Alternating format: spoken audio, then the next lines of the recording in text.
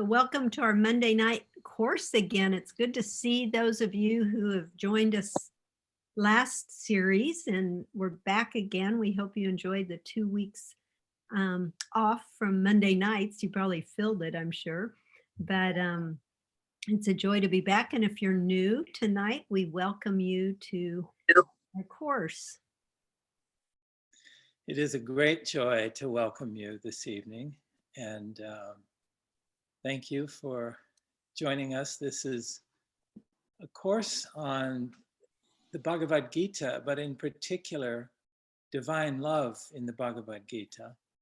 And we're very excited because the Bhagavad Gita is a very important scripture in our lives. Cynthia and I have been working with it for many years. As you also know, it was an important inspiration for Charles and Myrtle Fillmore. So we're going to begin tonight with just a couple minutes of silence that I think Cynthia will lead, and then I will give kind of an introduction to the whole context for the Bhagavad Gita, and then some of the early profound teachings, and then we'll kind of follow a usual format. We'll have time for meditation, and then we'll also have time in small groups to connect around these different themes and issues. So welcome. Welcome. So we just invite you to have a soft gaze, or if you're comfortable with closing your eyes, and we'll just go into a few minutes of meditation and just let the ring of the bell take you inward.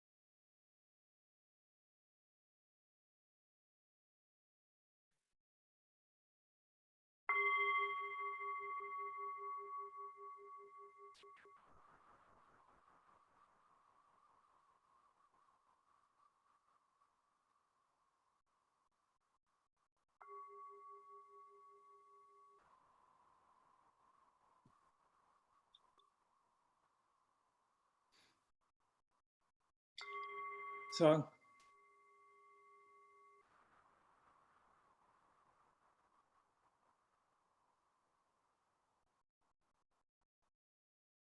I'd like to begin this evening by just giving some context and introduction to the Bhagavad Gita a little bit. Let me start right in by saying something that my spiritual teacher said to me 20 plus years ago when I was pummeling her with questions about what is this about? What is this? What is the deep spiritual message of the Gita? I was so inspired by some of the teachings. It has so much depth and wisdom. It is probably the most dense packed spiritual scripture that I'm aware of in any religion, because in a mere 700 verses, the Bhagavad Gita basically lays out the essence of spiritual life, the entire process of transformation, and weaves together these strands of multiple spiritual paths. It was the ultimate original interspiritual scripture, if you will, which is one of the reasons it's so popular. Well, popular is kind of a funny term. It's one of the reasons it has endured over the centuries for so long. There's lots of questions about, when it was written. There's different theories that range from generally from, 1500 BC to 300 BC. Some Christian scholars have tried to suggest it was written after 0 AD, but that's pretty roundly rejected by Eastern scholars. So the general consensus is that it was written somewhere between 300 and 700 BC. Somewhere in that range. So in these 700 verses, the Gita weaves together these different paths of pathways to God, pathways to realize God. They're called yogas. The yoga, of course, is the Sanskrit term, means union, comes from the Sanskrit word yukta, which means to be yoked. So the English word yoke, which is to connect, comes from the Sanskrit word yuk, which is also the root of yoga. So it's about the path of union with God. And as I was struggling to understand the deep essence of it, and as I said, kind of probably irritating my teacher with all of these questions, and part of the beauty of the Gita is that it's full of the questions that the normal unenlightened disciple has when they encounter the spiritual path. That's part of the power of it. And we'll get into the context of that in a moment. But the Gita is a dialogue between the ordinary human consciousness and the divine Godhead itself. So the whole thing is structured as a dialogue. And I was asking these questions, and she finally said in a forceful whisper, she said, "Almost nobody understands the deep secret of the Gita." And there was a silence. And I realized in that moment, it was a very powerful moment, because I realized there was a kind of transmission in that statement. There was a recognition that what the Gita is really about has nothing to do with the printed word or how well you speak Sanskrit, even if you're, a learned scholar and read all the, different translations and become versed in the Sanskrit itself. The deep secret of the Gita is not there. Like all scriptures, the deep secret of the scripture is not contained in the scripture. The scripture is merely a pointer. And I was very struck when some years later I came across a beautiful vignette about Sri Yukteswar, who is the guru of Yogananda, the famous Paramahansa Yogananda, who wrote the autobiography of a yogi and created Self-Realization Fellowship and is considered one of the authentic, Indian gurus who brought yoga to the West. And his teacher, his guru, Sri Yukteswar, was asked once, "What is the deep meaning of the Gita?" And he replied, "I cannot say that I know, even though my eyes have passed over its pages for hundreds of times." So if Sri Yukteswar did not know, then yours truly here tonight certainly cannot claim to know. It is basically a gateway to the infinite mystery of God. It is a written guidebook for how to practice so that you too can realize the infinite Godhead. That's basically what it is. And that's basically what all scriptures are, in a sense. They are teachings about an experience and a transformation of consciousness that they invite us into. That is what all spiritual life is about. It has to be lived. It cannot be simply represented in the intellect. It's not a theory. It's a process of transformation, and the Gita invites us into that process.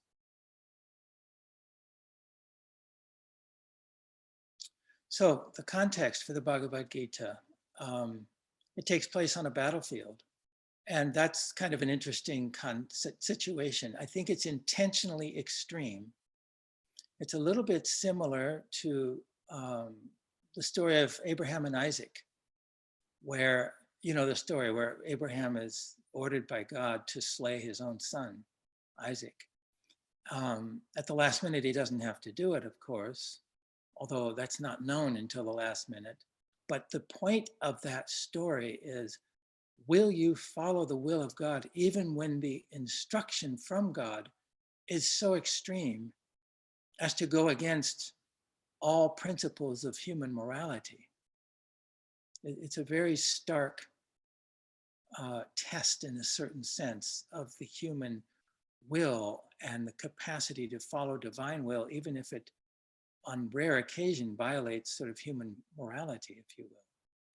And this is similar. Arjuna is the disciple. Arjuna is a warrior. He's on a battlefield. Krishna is his charioteer. And the Gita, the Bhagavad Gita, is part of, it's in one chapter, in chapter 6 of the Mahabharata. The Mahabharata is one of the two great Sanskrit epics of India. The other one is the Ramayana. The Mahabharata is the story of, well, it means the great India, actually, literally. And it is one of the longest epics in any language. It's 90,000 verses. So the Gita is only 700 verses, but the Mahabharata is this long and grand epic. And it's all about this struggle for the throne between two clans. And it takes place in northern India. There's actually a place called Kurukshetra that can be visited where this battle supposedly took place. And there was a struggle for the kingdom of Hastinapur, if I said that right in Sanskrit. And there are basically two related clans that both claim the throne. One of them is Duryodhana and his 100 brothers. I guess there's 99 brothers, there's 100 of them all together.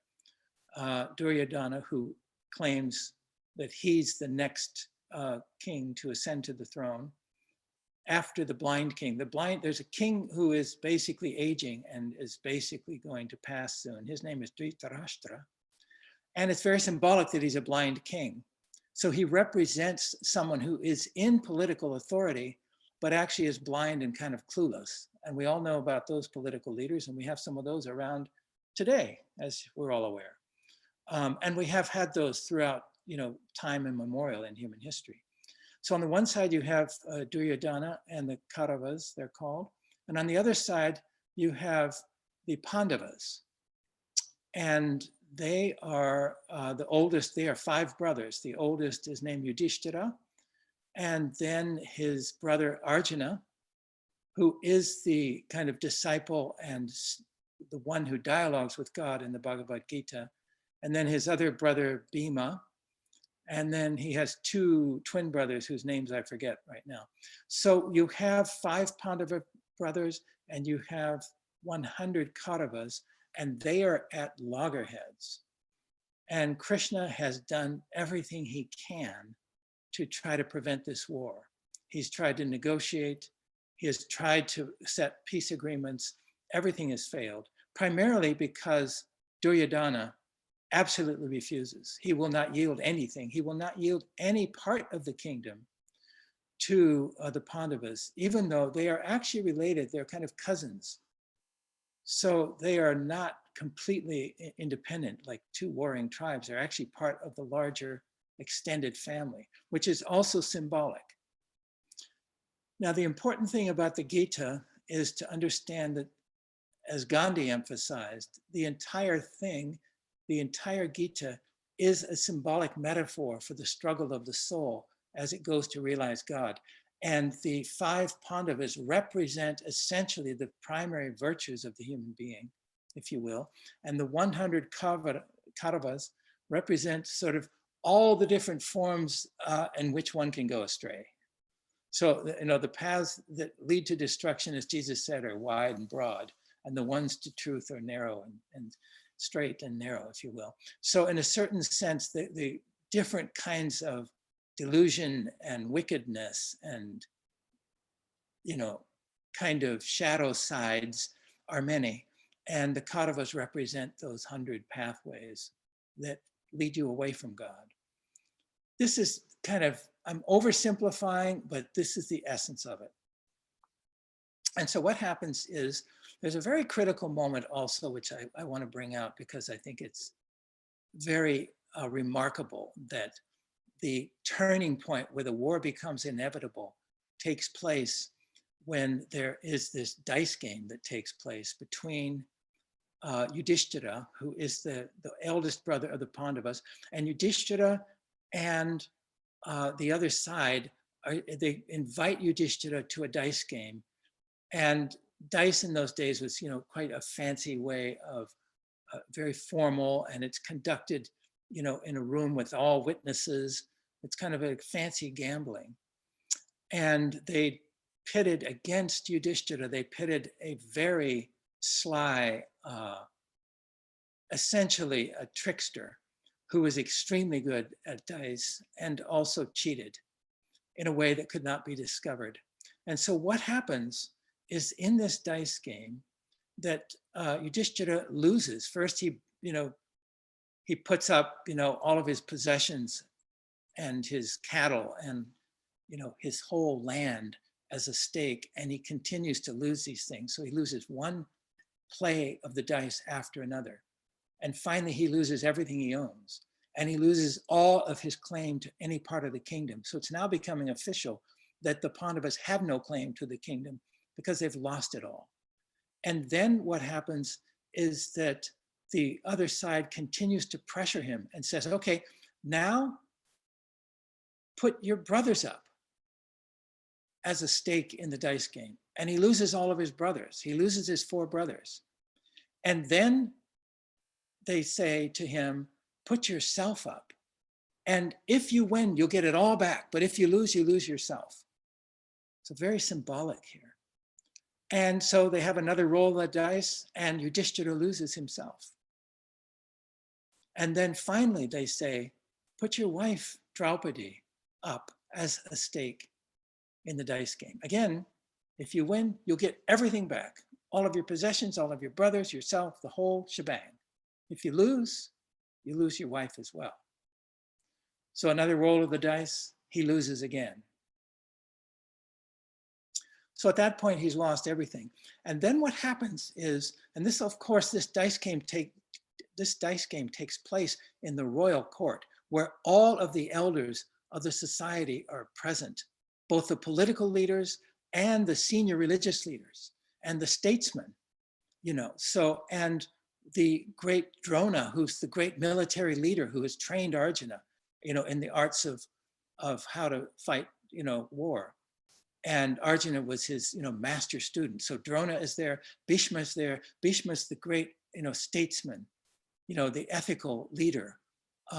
So you have, and Dhritarashtra is there. He's blind, but he has Sanjaya, who's basically telling him all that's happening in the courtroom. So this is a high stakes drama here before all of the highest witnesses of the land. They're all present.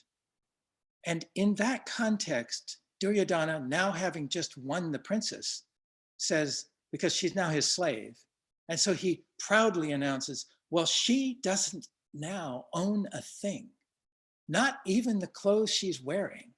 So let's strip her and have a look at what we've just won. And so he orders one of his deputies, Dushasana, to go and strip Draupadi. Now, this is, of course, an outrage. And what's so remarkable is that the elders of the clan, they look away, they look down, they don't help her. And actually, one thing I forgot to mention, before he orders her to be stripped, is when she is lost in the dice game, when Yudhishthira puts her up as a stake and loses her, then they bring her in to the court. They drag her in because they ask her to come and she won't come. And the reason she won't come is because she is in a special area where women go when they're on their period. So there was a sacred time that women had that was inviolable. And she happened to be on her period at that time, so she couldn't leave that space. And when she refused to come, then Duryodhana ordered Dushasana to go and bring her and drag her by her hair. So that's the first humiliation, is they basically violate the feminine by dragging her into this court. And she isn't even dressed for the occasion because she's in her kind of wearing cloth, as they call it, almost like her pajamas. And they drag her in, and it's into that context that he then orders her to be stripped before all of the assembled, elders. And no one intervenes. And Vidura, one of Duryodhana's, brothers, at one point sort of makes an appeal for her on her behalf. But he's quickly squelched. And she then makes an appeal, and she basically says to them, did my husband lose himself before or after he put me up as a stake in this dice game? And when she found out it was afterwards, she said, that then he had no authority over me. A man who has lost himself has no authority over his wife. So she made these beautiful arguments to the elders and basically asking them to intervene. And she also said the dice game, the whole thing was unfair because the other side did not put up their kingdom as an equal stakes in the game. They had nothing to lose. So she brings forward these arguments, and the great statesmen and elders and assembled religious leaders had no rebuttal. They could say nothing, but they didn't help her, which is also symbolic. It's really symbolic of the plight of the feminine when a woman is violated and then goes to the halls of justice to try to get justice in a patriarchal system, is often violated again. And this is what happens. So at that point, it's at that point that Dushasana says, okay, well, I can have my way with her right here in front of everybody. So he orders Dushasana to strip her. And at this point, she has appealed to the highest legal authorities and the highest religious authorities to intervene, to do something. They all look down, look away, and do nothing. None of them lift a finger. So at that point, she has no choice. As Dushasana starts tearing her clothes off, she simply surrenders to Krishna, to God, and basically asks God in the form of Krishna to save her, to do something. And what happens then is that Krishna works a miracle. And as Dushasana is pulling her, one cloth after another, as soon as he pulls one off, another appears behind it. And so he goes furiously trying to strip her. And finally, generates this whole pile of cloths. And suddenly everyone becomes aware that there's an infinite level of clothing here, and she can't be stripped. She cannot be humiliated in this way.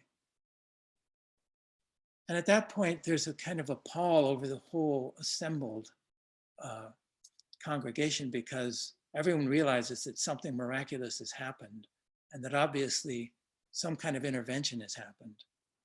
And that essentially God has intervened in some way. And so she has a certain power at that point, and they give her certain boons, and she is given, basically she wins back her husbands and their weapons, and then they're exiled. And it's basically after that that the war becomes inevitable, because they are completely banished and exiled. And in order to claim any portion of the kingdom, they have to go to war. And Krishna has, again, tried everything he can, and nothing works. So when the armies are assembled and the war is about to begin, that is where the dialogue, the Bhagavad Gita, begins. Because Arjuna in the beginning wants to not fight this war. He basically throws down his bow and his arrow and basically says, the assembled on the other side of the battlefield are my cousins, my former teachers. I mean, what they're doing is despicable, but I don't want to spill their blood. I don't want to do this. Now, this also is very symbolic on the spiritual journey, because Arjuna is basically facing his own kith and kin, if you will. They are his family, his extended family in a sense. So what happens then is that the whole dialogue of the Bhagavad Gita begins. And as Jesus also says, your enemies will be members of your own family.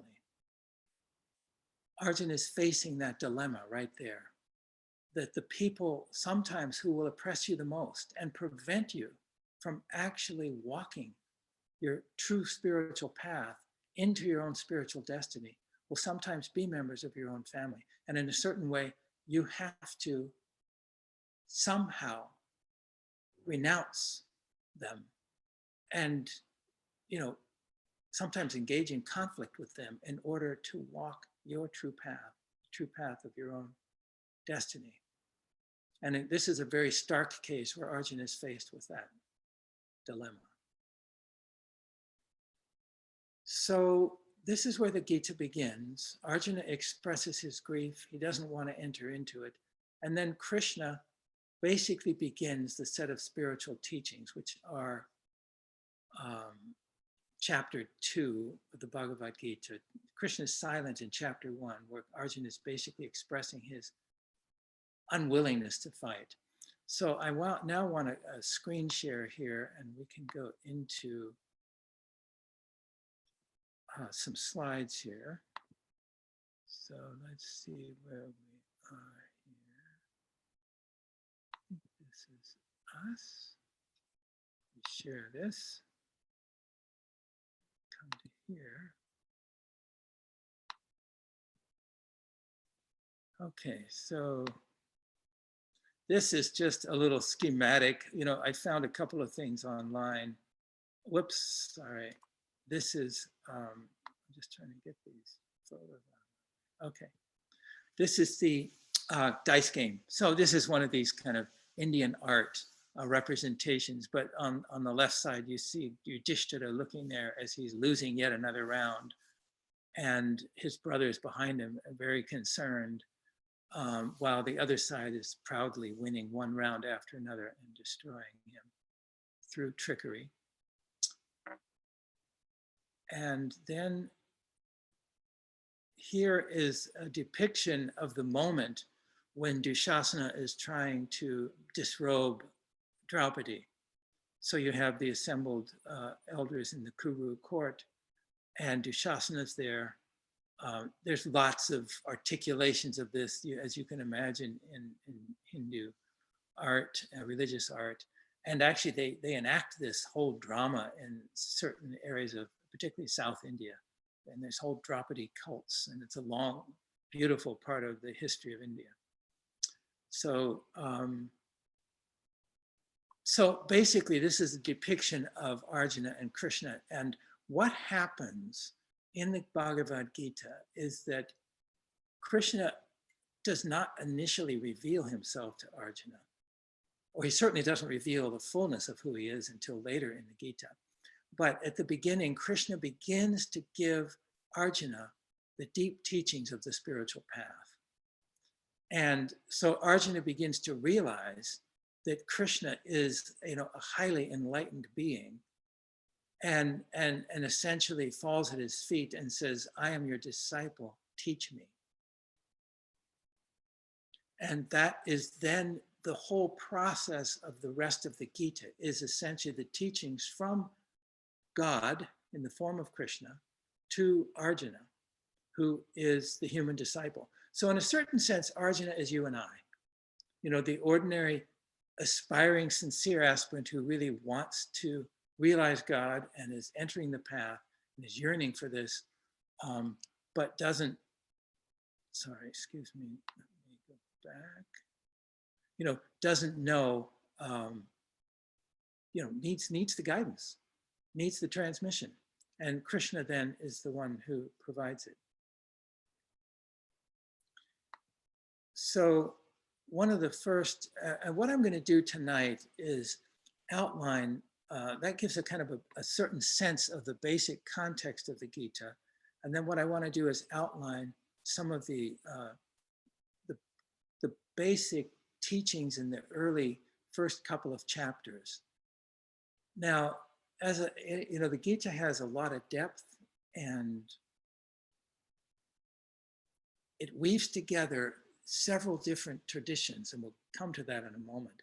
So I have chosen, with Cynthia and I are basically focusing on the path of love in the Gita, which is one of the paths, but we will be showing its relationship to the other paths as well as we go along. And I want to start with this teaching here, one of the early teachings in the Bhagavad Gita, because it's such a beautiful, beautiful teaching. And it basically has to do with the whole essence of the relationship of the eternal to the manifest. And just to give you a little flavor of the Sanskrit here,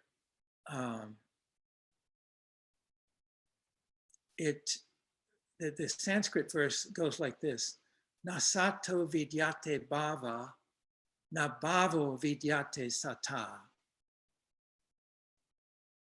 And that also gives you a little bit of the rhythm of the Gita. The Gita is written in a certain meter that typically has 8 syllables per line. In some cases has 11 syllables, but most of it has this 8 syllable per line meter throughout, because it is also called the Song of God, so it is basically a kind of poetic, musical kind of scripture in a certain sense that maintains that certain poetic meter throughout. And so this particular form, this particular shloka, na sato vidyate bhava, na bhavo vidyate sata. And basically what it means is the unreal has never existed. The real never ceases to be.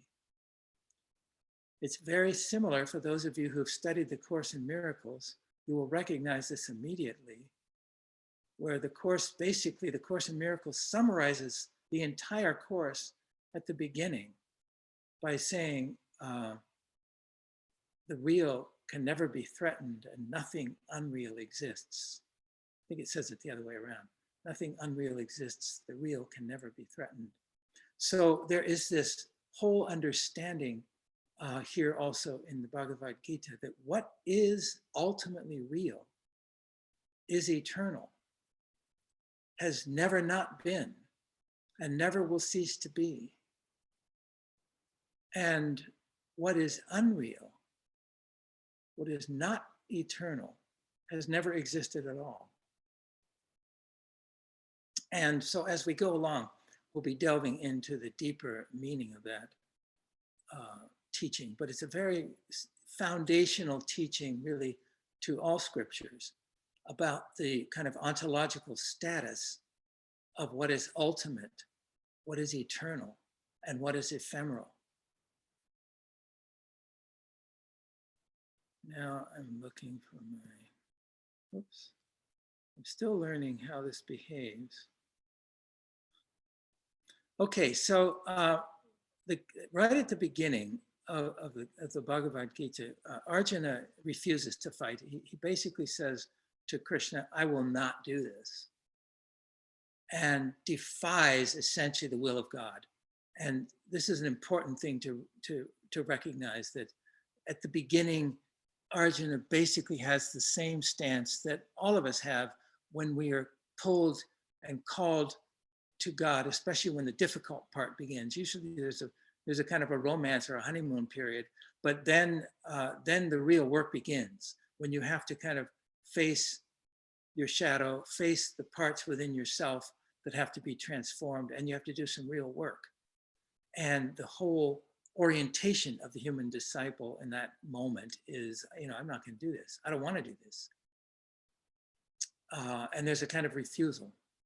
And then at the very end of the Gita, at the very end of chapter 18, there's 18 chapters, Arjuna basically finally concedes after all that transpires in the interim and says, I will fulfill thy command. So in a certain sense, you could say the entire Bhagavad Gita is the process of transformation from the ego's refusal to take up the path, the divine path, to the place of surrender, the radical stance of full surrender to God, which we also have, of course, in Christianity. Not my will, but thine be done. So this is a similar process that we see in the Bhagavad Gita. Now, as I said, the Gita is a synthesis in a certain sense, although it's not really a synthesis. It articulates each of these different paths and aspects of the Hindu tradition very powerfully. And just to mention what they are, you see, if you starting maybe on the bottom, you see karma yoga. So karma yoga there has to do with the path of selfless service, essentially the path of action and serving God. And then up above that is bhakti yoga, which is the path of devotion. And that's really the path of love for God, if you will. And then above that is the concept of avatar, which we'll be going into in more depth next week. But avatar is really the whole reality of the incarnation of God, that God basically comes down into human form and takes on human form in order to show human beings the way back to God. So as as Meister Eckhart puts it, I became human, God speaking, I became human for you. If you do not become God for me, you do me wrong. So basically, God takes on human form in order to lead human beings back to God. And of course, we have this in Christianity very clearly with Jesus being sent by the Father and being one with the Father, and then opening the gateway for us to also become one with the Father or one with God. And we have the same thing here with the avatar. And then Dharma is, of course, the term that probably most of you are familiar with, the whole path of truth and the practices that one follows to realize spiritual truth. And it also has to do with one's own particular calling, divine calling in life, in particular what's called the Svadharma, which is the individual human being's particular contribution and divine purpose for incarnating. And then we have jnana yoga, or gyan yoga, as it's called in Sanskrit. And this is really the path of spiritual knowledge, the path of divine knowledge. And then we have the Sankhya philosophy, which is one of the strands of Indian philosophy. And this has to do with the relationship between the ephemeral and the eternal, and a whole particular science that was developed in India over the centuries. And then, of course, the path of meditation. Meditation is explicitly instructed, particularly in chapter 6. And jnana meditation is the term for this particular path that's consistent with the path of meditation that's taught in the Yoga Sutras of Patanjali. And then Vedanta. And Vedanta refers to the non-dual mystical path of really particularly of the Upanishads, as taught in the Upanishads, which are essentially the summary of the Vedas. And the Vedas, the 4 Vedas, are the original Hindu scriptures. And so I'm not going to go into more detail about this, but the Gita, in a certain sense, addresses each of these different aspects of the Hindu tradition. And in that sense, as I said earlier, is kind of an ultimate integral scripture, if you will. And regardless of the path, the goal is the same. So Krishna makes this very clear that all of these spiritual paths ultimately lead to Krishna. Now, when he says that, he doesn't mean Krishna as this particular incarnation of God. He means this is God speaking, that ultimately there is one God, and all spiritual paths lead to God. And this is a bit of a misunderstanding off of the Hindu tradition that people have, which is that it is polytheistic because it has all these different forms of God. But what in Hinduism are different forms of God, in other religions are different emanations of God, for example, angels or deities. But that at the bottom line in Hinduism is that all forms of God are ultimately manifestations of the one eternal absolute Godhead, which is called Brahman, or sometimes Purushottama or Parabrahman. So we'll be looking at that more because the Gita brings us to that place later as we continue. Now, in chapters 2 and then in later chapters, the Gita lays out the different levels of spiritual consciousness.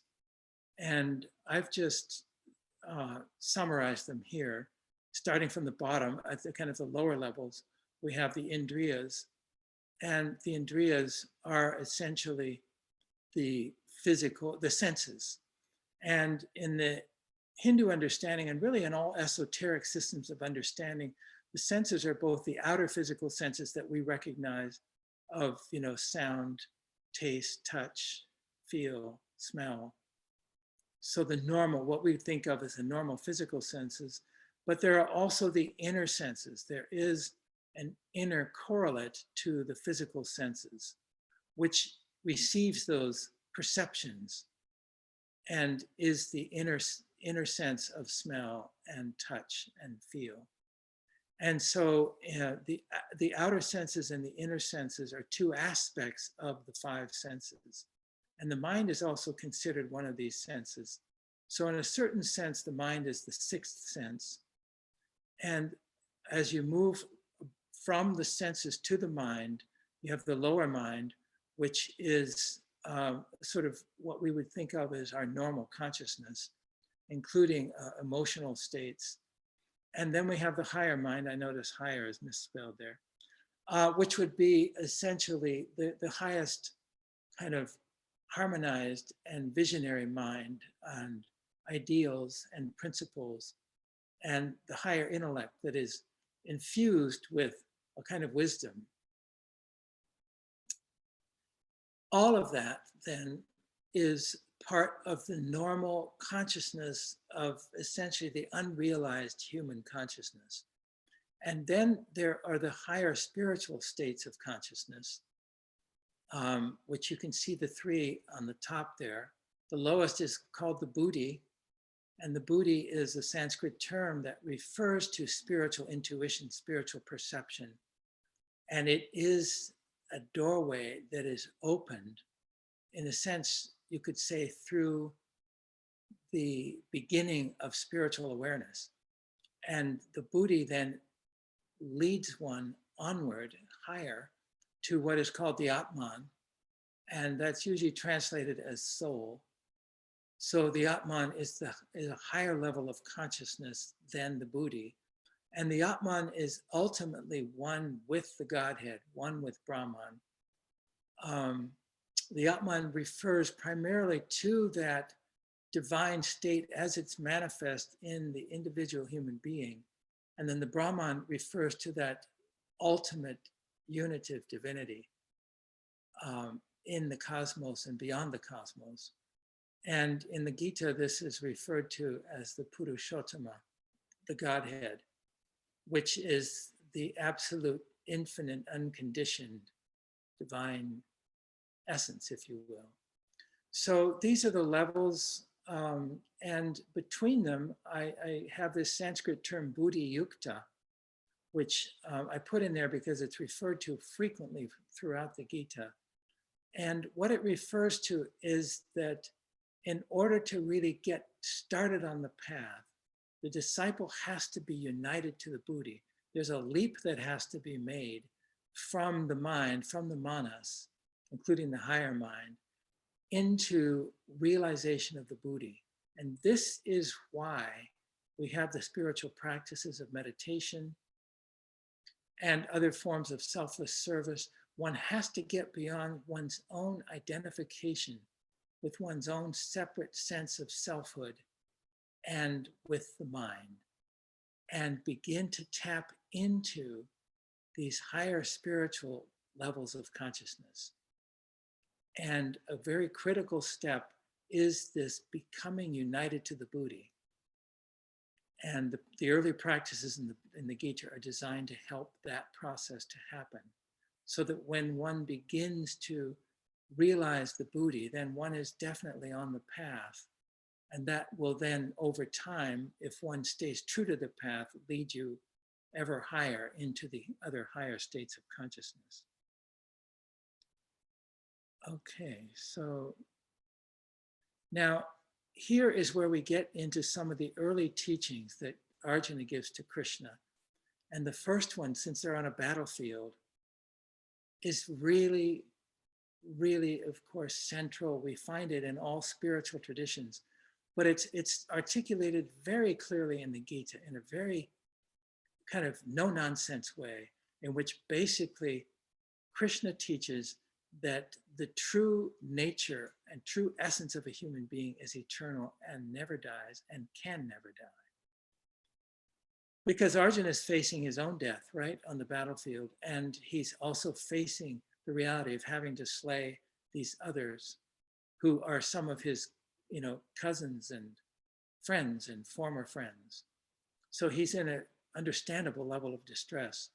And Krishna then gives this important, really profound teaching that the true self is eternal and never dies, and says there has never been a time when you and I and everyone gathered here have not existed, nor will there ever be a time when we shall cease to exist. And so here is this just so exquisitely laid out. As Gandhi says, the Gita lays out spiritual truth in a scientific form. In comparison, he compares it to the Bible and to Jesus, where he says Jesus lays it out in rhetorical form and in parable. The Gita lays it out in plain Sanskrit, if you will, just plain conceptual language. This is how it is. You do not die when the body dies, because you are unborn, eternal, immutable, and immemorial. This is the truth of who you are at the deepest level. And this is your true self. You cannot die. You do not die. And your true self cannot be pierced by weapons. It cannot be burned by fire. Water cannot wet it, nor can the wind dry it. The self is everlasting and infinite and stands on the motionless foundations of eternity. This is the truth of who you are. And therefore you should not grieve, Krishna says to Arjuna.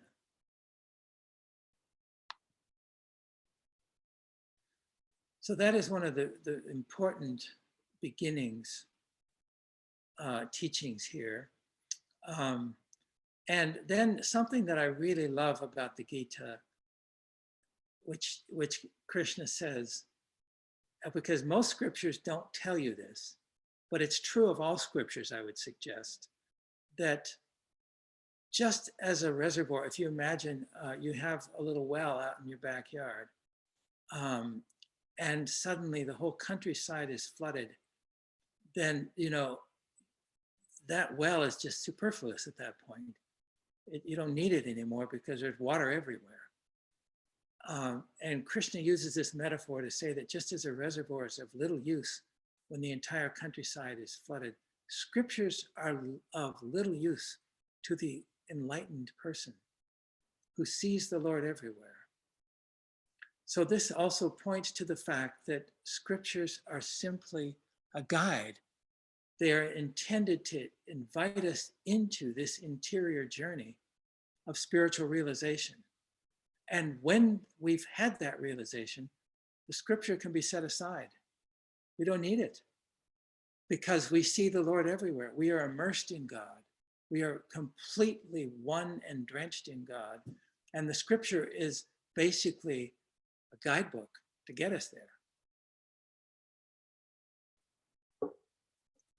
And so, as Krishna says, all the scriptures lead to me. I am their author and their wisdom.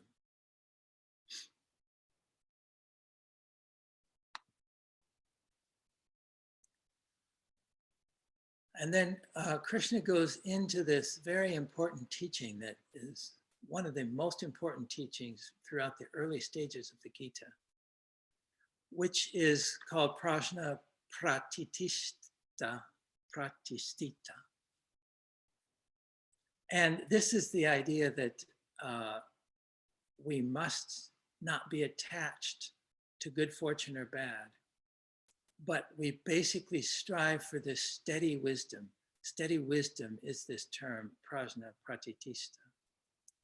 And the idea is that we connect directly to the eternal within and we root ourselves there. And then we move through the ups and downs of life without being attached to the ups nor bummed out by the downs, if you will. Neither elated by good fortune nor disturbed by misfortune. One who is unattached achieves steady wisdom. Now, this does not mean that we don't enjoy and take the journey of life, not at all. And it doesn't mean that we don't experience fulfillment when we've done good work and we see the fruit of that work, and that we feel good about it. But it's very important that we not become attached and that we don't live in anticipation of the fruits of our good work, nor of dread of the challenges that come in life. But we learn to root our identity somewhere else that's independent of these ups and downs of the relative existence. This is a deep teaching that we all have to learn, and it takes, as we know, quite a bit of practice. And eventually, as we learn it, we learn, just as the Gita says, just as a tortoise can draw in its limbs at will, the wise can draw in their senses at will. So we learn to control our senses. And so the five senses are controlled by the mind. And we learn to basically have them under our control. One of the metaphors that is used in the Upanishads is of a chariot with the horses. And the five horses are the senses. And obviously the importance with a chariot is that the person driving the chariot needs to have control of those horses, because those horses are more powerful than the person driving the chariot. And if they're not under control, they'll drive that chariot to ruin in no time. So there's a certain discipline that one has to have over the senses. And this is the whole path of basically renunciation in the Eastern traditions. And it's very, very important to understand what is meant here, because it is not that we are to renounce our engagement with the pleasures and with the sense experience of life at all. We renounce our attachment to them, but we participate in them. And in that way, we are not driven by them. And so, as the Gita says, when the mind follows the call of the senses, they carry off your better judgment as the storm drives a boat off its charted course on the sea. What it means here is when the mind is attached to the call of the senses. And so when we basically are attached to the pleasures of life and are seeking to avoid the hardships of life, then we are profoundly unfree. And basically, we are extremely vulnerable. We are driven off course from our own highest destiny. And we are pulled by the senses toward what we love. And we are repelled by what we find challenging, even if it's our dharma to do it. And then we are profoundly unfree because we are pulled this way and that. And we are living according to our lower nature, to our desires and aversions. And of course, as also in Buddhism, this is the unenlightened state. And what happens is that we are not really in charge of our own destiny. And our boat on the sea of life basically is vulnerable to these storms and can easily be carried off. But when we master that connection to the eternal, then we experience the senses. We live fully in the incarnated life. We experience all aspects of it. But then, just as the rivers flow into the ocean but cannot make the vast ocean overflow, so the streams of the physical and sensual experience, the whole dimension of the relative world, we experience them all. We enjoy the beautiful parts. We suffer with the challenging parts. We feel the pain of it, but we don't actually suffer because we are rooted somewhere else. We are rooted in the eternal peace of the heart. And this is the way of the sage. And in a certain sense, chapter 2 of the Gita is a summary of the entire teaching, because we'll see some of these themes return later as we continue. And then, rooted in that eternal, we basically serve the divine. We begin to serve God, and we serve life. And we discover our svadharma, if you will. Svadharma means the particular note of the symphony of life that you are called to live out. You have a particular destiny and a particular purpose for incarnating. And you are called here to fulfill that purpose. And as you stay rooted in that purpose and serve, then in every act of selfless service, the eternal infinite Godhead is present.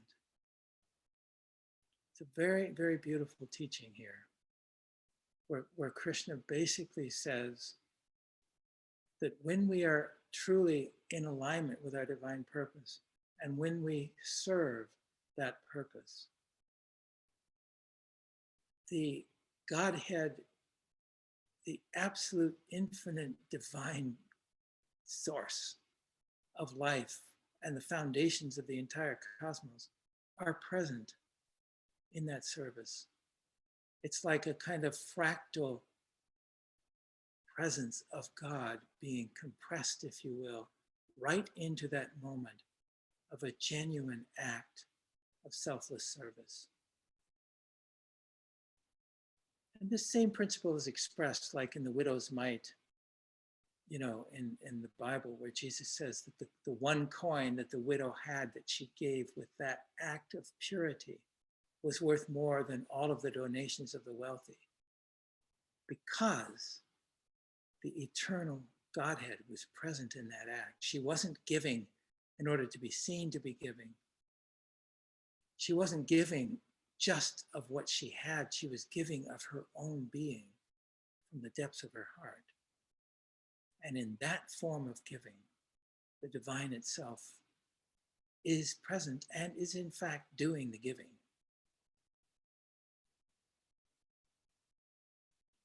So we're just about reaching closure here.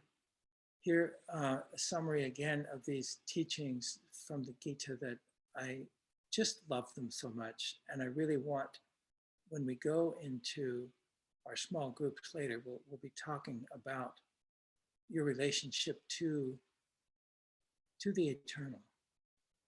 But here's another line from a series of lines from chapter 2 of the Gita. You were never born, you will never die. Now, obviously you were born, right? So what does that mean? This is referring to the deepest truth of who you are. Your body was born. You came into this body and assumed this incarnation. But in some sense, you are a dweller within a physical body. The body was born, but you who dwells within the body were never born, and you will never die. You are eternal, and you have never changed and can never change. You can feel this in a certain sense, that part of you that when you were a little child looking up at your parents and you have certain memories, there was a witness there. There was someone witnessing that experience when you stood there as a tiny little kid looking at your father and your mother. That same witness is sitting here now listening to this talk. That same witness has been present with every single experience you've had in your life. There is that eternal silent witness within. That is part of the doorway to this eternal self.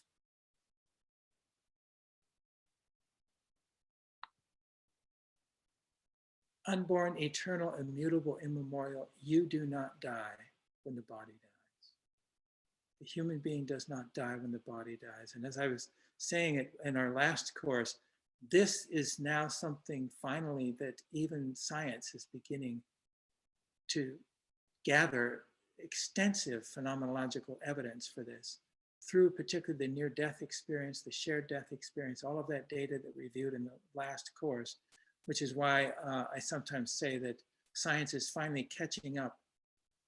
It's 2,500 years behind the Bhagavad Gita. It's catching up to chapter 2 of the Bhagavad Gita. And then this beautiful line, as a person abandons worn out garments and acquires new ones, so when the body is worn out, a new one is acquired by the self who lives within. Now, of course, this opens up the whole question of the philosophy of reincarnation in the Eastern traditions. Reincarnation is not absent in the Western tradition.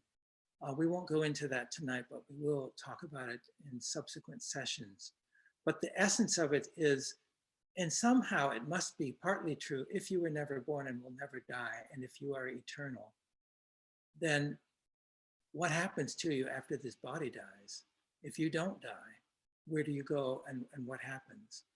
And what Krishna is saying here is that, in fact, what happens is that you acquire a new body, some kind of new body. It doesn't necessarily have to be a physical body that incarnates. But if you accept the notion of reincarnation, even if it's not a literal reincarnation of the exact same soul that you were, but if you accept just the possibility for a moment, then you can understand what is the central teaching of the Eastern traditions, which is that the soul, the consciousness, reincarnates in a body one lifetime after another in order to continue learning on the spiritual journey. And that, in the Eastern understanding, it takes many lifetimes to realize the full truth of the spiritual journey. This is a process that the spiritual teacher Adyashanti sort of humorously refers to as a rent-a-body. When you get a rental car, you get in the car, you drive it around. And when you're done, you get out and you leave it and you go get a new one. If you have a car, even the car that you own, it's also a rental car in a sense. You don't have it forever. You drive it till it wears out and pieces start falling off and fenders break and all of that stuff. And eventually you park it for good, leave it, and get another one. So it's a cutesy metaphor, but it's not totally inaccurate, that there is an eternal dweller within that basically inhabits the body and comes into incarnation for a particular purpose. And it's a very sacred relationship between the human spirit and the human body. And at the same time, that spirit, that inner essence of who we are, is eternal, cannot die.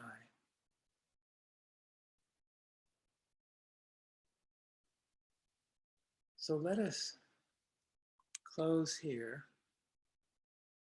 and move into some silent meditation. And I just want to invite you to just contemplate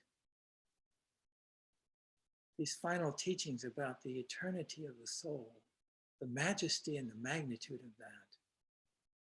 Because in our daily lives, necessarily, we're not thinking that way. And we spend so much of our energy, rightly so, protecting our body, taking care of our body, feeding it,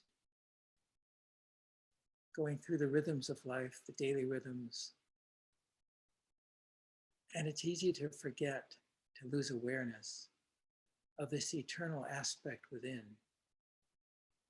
this eternal subject that is experiencing the object of our body and our objective, outer, relative existence.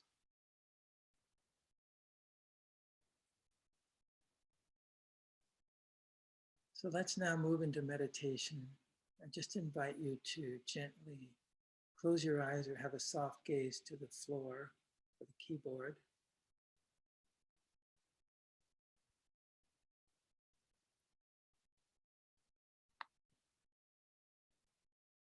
And we'll take about 15 minutes or so.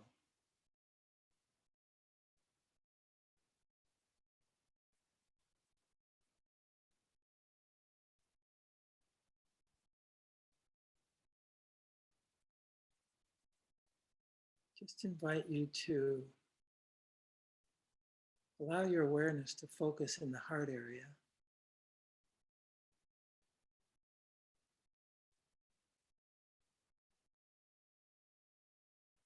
Feeling the normal rise and fall of your breath.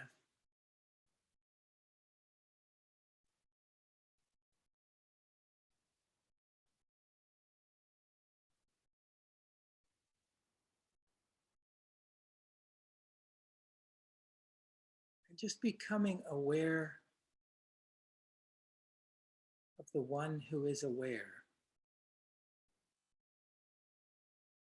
The one who is noticing your breath.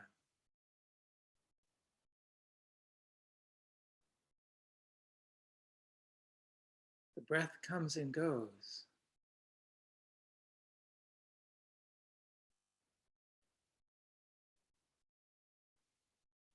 The one who is aware of the breath is steady, constant.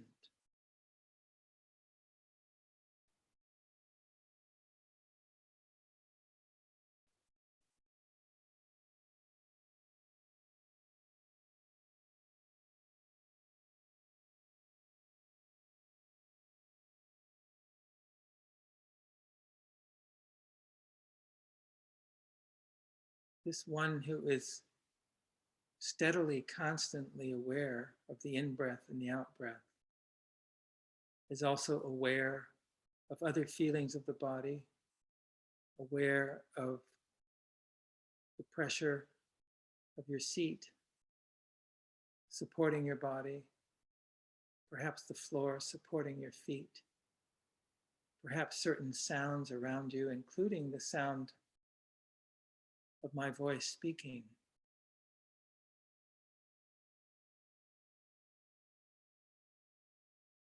This one who is aware of all these different dimensions of experience. The sound of my voice, feeling of your body, the seat and the floor supporting your body.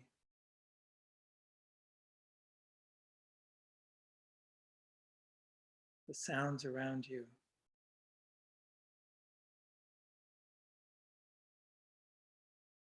So now just move into the silence of the heart and focus on this one who is aware of all these things. Just gently ask yourself, who is this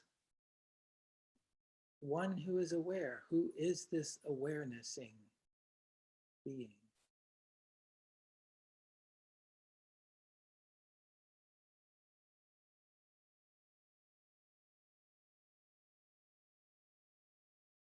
And we'll just sit in silence for another 10 minutes or so.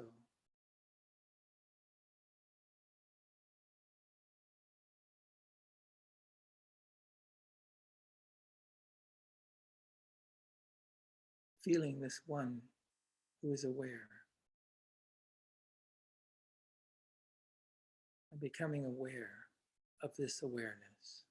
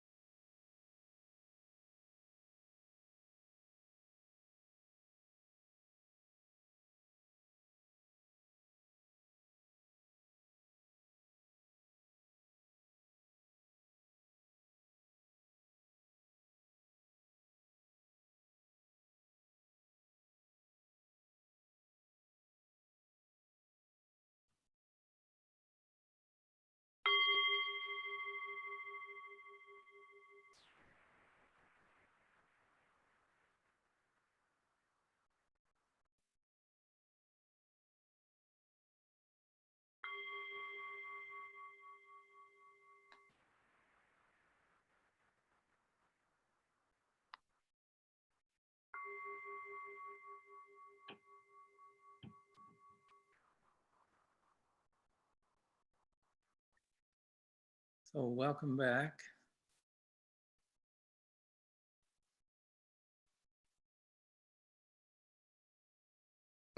And what we're going to do now is put you in small groups for about 20 minutes. We'll put you in groups of 4 and we'll just sort of randomly disperse you into these groups.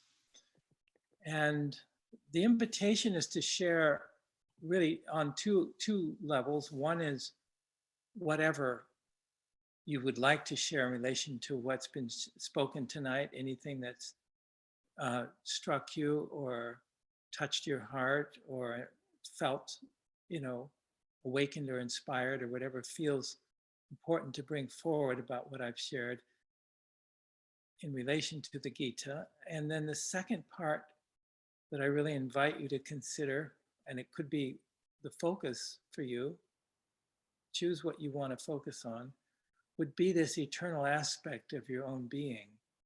What is your experience or your understanding of this eternal dimension of the deepest truth of who you are? How do you experience that? Have you experienced that? How do you understand that? If that feels appropriate, please feel free to share on that level as well. So I think without further ado, we will launch you. I think Garrett will launch you into the groups. And I will see you in about 20 minutes and we'll have time for some questions and reflections. So enjoy your groups.